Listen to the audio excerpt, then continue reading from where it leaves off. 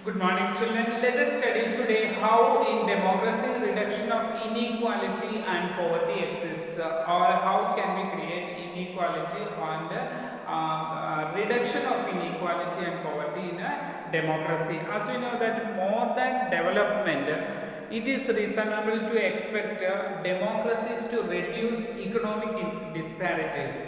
Economic inequalities or economic disparities has to be reduced in democracy. We know that many people, there are rich people, and the gap between the rich and poor are very high in democracies, but it should be reduced. How is it possible?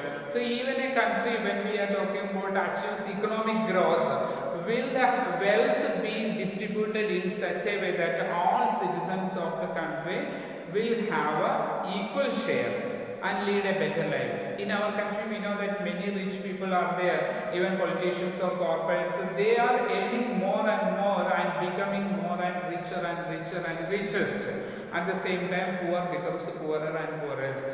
But this gap between the rich people, in the previous class we discussed Brazil and South Africa, they have about top 20 members in the country are owning 60% of the wealth of the national wealth with them. So this is the condition in India also. We know that the rich corporates are earning more and more, but the poor becomes poorer. When the country is economically growing, at the same time the democracies have to make sure that people in the country, the richer and poor or whatever the condition, everyone are these all citizens getting equal share of the national income. Its economic growth in a democracy accompanied increasing the inequalities among the people. So, or do we find that democracies lead just a distribution of goods and opportunities?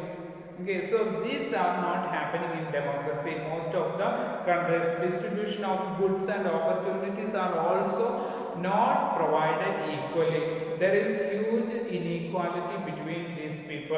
Okay, so when democracies are based on political equality, all individuals have equal weight in electing representatives. That is best example we can say our country. All people, whatever, irrespective of their caste or creed or religion or language or region, wherever they are belonging to, all people, those who have completed 18 years as per the adult franchise, getting the right to vote. So there is no such kind of inequalities in case of electing the representatives. No discrimination is shown to any particular people, person or caste or creed or religion based on their caste or creed or religion. Everyone is equally given the opportunities there. Okay, so here when parallel to this process of bringing individuals into the political arena on equal footing, we find growing economic inequalities here.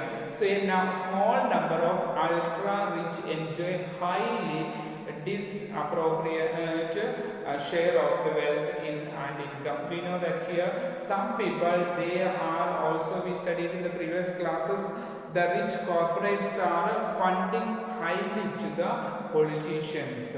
In the case of elections, at the time of elections also, politicians or candidates who are standing for the elections are supported by the corporates, so that after they are winning the election, these candidates will be always influenced by the supporters. That means these corporates or the capitalists are also influencing the decision making system of the democracy. That means they often support the politicians or ministers or who are becoming the minister or in the higher posts of the government. So here not only that, in case of their share in the total income to the country has been increasing, those are at the bottom of the society have very little to depend upon.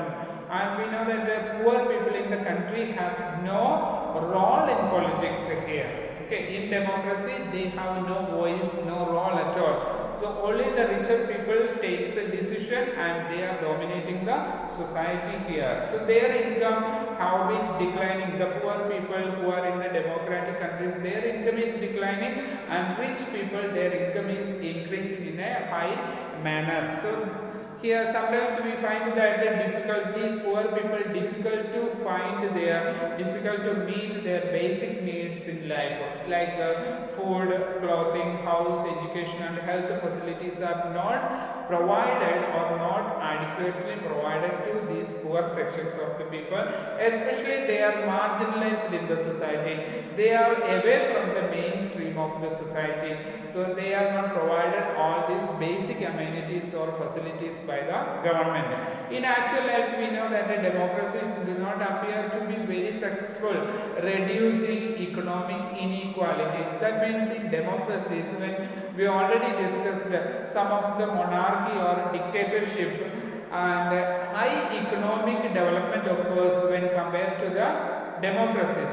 So economic inequalities are not reducing in democracies. It is a fact that in the modern world. In 9th standard or previous class you have studied about in the economic textbook about the poverty in India. Okay, we have a chapter there, poverty in India. So the poor constitute a large proportion of our voters, but no party will like to lose their votes. At the time of election, we know that a large number of population are poor in our country, but during the election they all have to vote. So politicians want these poor sections of the community in our country only at the time of election. Politicians want their, or the leaders want these poor communities or poor people's votes only. After winning the election, they forgot about these poor people also. So they do not want, party does not want to lose their votes. But in a democratically elected governments do not appear to be as keen to address the question of poverty when they are elected, or after they are elected they have to address the poor community or poor people, but they do not do it. So this situation is much worse in some other countries. In Bangladesh, which we know that some Asian countries, especially in Bangladesh, or more than half of its population lives in poverty. 50%, above 50% of population in Bangladesh is very poor. So people in several poor countries are now dependent on the rich countries even for food supplies also. So many of the countries, we know that the poor countries, they often depend on the rich countries for the food supplies also. So that's all for today. And how we have studied that how the inequality and poverty reduction is possible in a democracy. It's not possible that a richer becomes richer and poor becomes poorer in a democracy. It's a real fact. In the next class, we will study about accommodation of social diversity, how society is divided on the basis of economic classes.